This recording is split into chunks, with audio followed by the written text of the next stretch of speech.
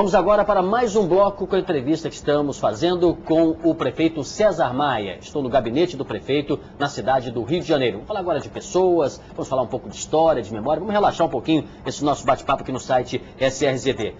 Existem alguns nomes da política brasileira, por competência, por permanência, por tradição, que acabam, de certa forma, sendo players, né? Acabam jogando o jogo mais do que os outros. E eu queria a sua opinião sobre eles. Senador Antônio Carlos Magalhães, por que ele continua sendo um peso pesado da política? Bem, primeiro porque nós estamos no Estado federado.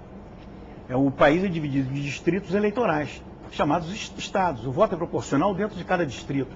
E ele é a maior liderança regional do Brasil. É aquele que conta com o maior número de deputados, com o maior número de prefeitos, com o governador. É um coronel da velha política? Não, é um conservador.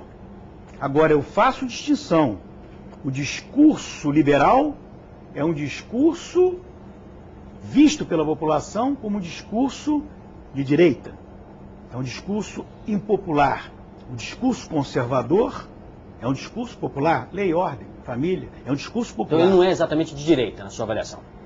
Eu não sei se é que ainda vale isso hoje, né? Não sei de direita e esquerda. Eu diria, o senador Antônio Carlos é um político conservador extremamente popular. Por que todo presidente precisa beijar a mão do ex-presidente e senador José Sarney? Porque ele é extremamente habilidoso. Ele é de dois estados pequenos, ele como senador, seu filho, sua filha, como a Rosiana Sarney, como governadora, como deputado federal, e ele consegue, pela experiência que adquiriu, ter sido presidente do PDS, ter sido presidente da República, ter sido presidente do Senado, ele consegue conhecer os fios da meada. Quem é mais poderoso, ACM, Antônio Carlos Magalhães ou José Sarney? Aí depende do tipo de envolvimento que você precisa. Por exemplo, o homem mais poderoso do Brasil, político mais poderoso do Brasil, nas relações com o Poder Judiciário, se chama Marco Maciel. Nenhum nem outro. O político mais habilidoso para as articulações de bastidores, com vistas a gerar apoio a um presidente da República, José Sarney. O político mais habilidoso no confronto, no combate, na obstrução, na definição de uma maioria por posição, é o ACM. Uma outra pergunta. Ex-presidente e atual força política também do PSDB, Fernando Henrique Cardoso. Maior qualidade e maior defeito? Bem, qualidades são tantas, né? Difícil enumerar. Quer dizer, nós tivemos aí um presidente que é uma espécie de Boeing na política internacional. Você olhar os países, um presidente dessa categoria, dessa qualidade, foi muito raro sempre, sempre. E tivemos a sorte de ter duas estrelas convivendo, como Clinton e Fernando Henrique Cardoso. E essa é a qualidade que é múltipla, né? Eu diria o defeito, né? Não é um homem do chão. Então não é um homem que entende do dia a dia da política, do cotidiano da política. E por isso, talvez, por não entender desse dia a dia da política, ele precisa de ter um lastro em quem entende.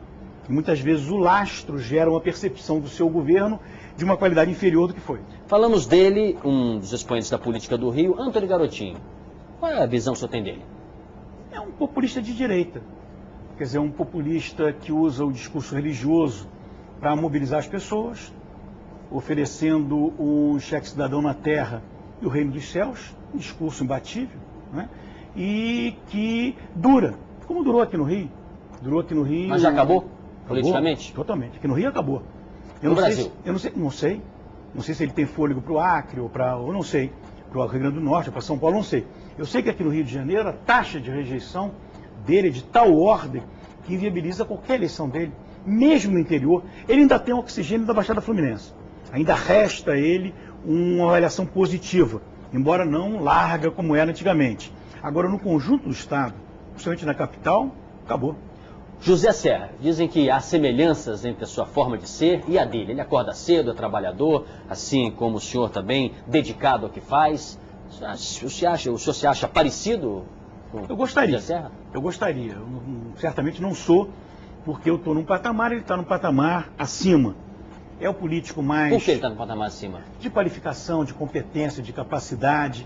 Você acha o José Serra melhor, assim, mais completo? Certamente, se perguntasse, você, Zé Serra, eu disse isso em 1º de julho de 2005, a uma reunião da direção do PFL na Casa do Borrosa.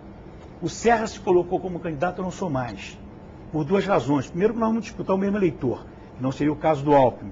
Segundo lugar, que o Brasil precisa mais dele do que de mim. Então, isso eu nunca tive dúvidas, né? Se disser, e aonde está o ponto seu que é superior ao do Serra? A percepção dos políticos sobre o Serra é de um político inatingível. Portas fechadas, dificuldade, que não dá atenção às pessoas, é a percepção dos políticos, né? Não é meu caso. A percepção deles em relação a mim é que eu sou um tecnocrata, mas sou acessível, a porta está aberta, se pode discutir as coisas, ver as coisas.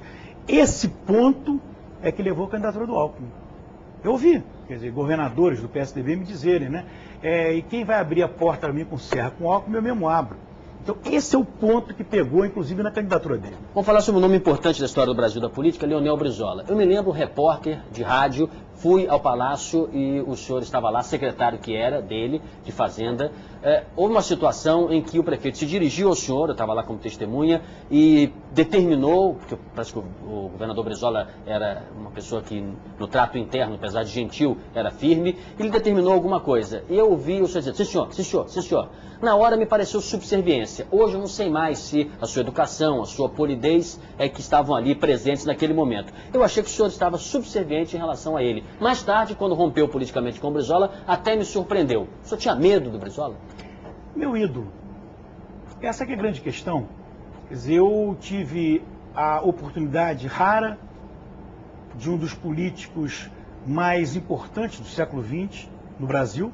O século XX termina na economia com Celso Furtado, termina na política com Brizola. Eu diria, Brizola, Getúlio e JK. Em 2004. Do ponto de vista da capacidade de mobilizar a opinião pública, eu diria Getúlio e Brizola, né?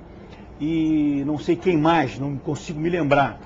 Agora, é um político que ficou em relação à economia, ao país defasado, mas absolutamente atual em relação à política.